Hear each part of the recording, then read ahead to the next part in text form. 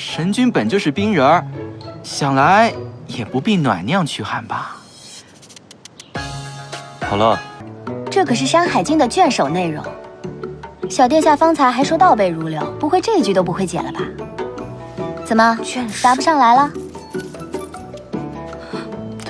上国，其名曰新星，时至善走。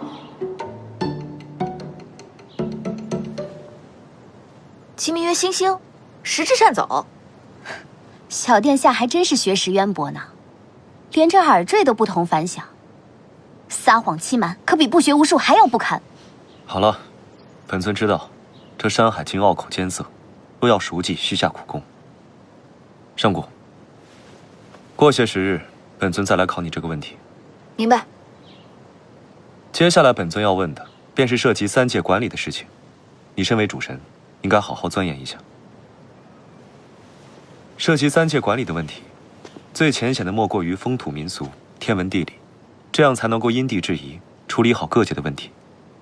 接下来我的题目便是：妖界虎族常年居住红血森林之地，此地贫瘠，他们是以何种方式进行修炼的？虎族生性野蛮，残忍嗜杀，想必是靠蚕食同类获得灵力，提升自己。没想到雪神只是纸上谈兵，坐而论道啊！虎族是极为团结的一支，靠妖神天启的神力普泽，掌握其基础的修炼之力，再靠世代的传承与积累浑厚的灵力。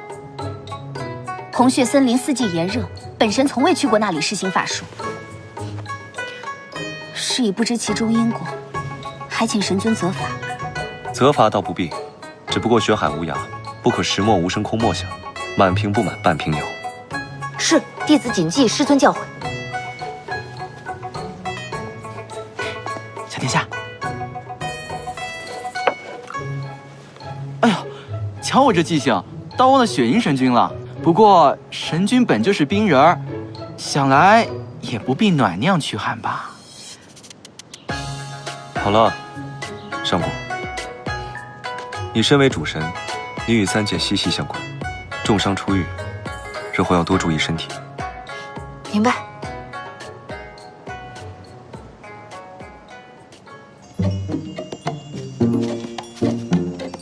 这白冰块白天那么向着我，应该也是喜欢我的吧？可他怎么还不表白呢？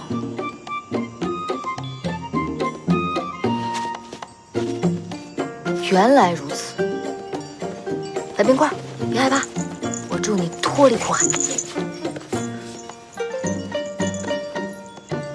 雪莹，我看你以后还怎么缠着白君。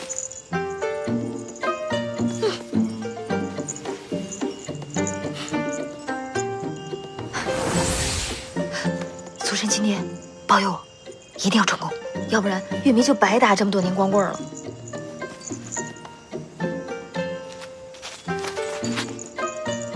天造地设，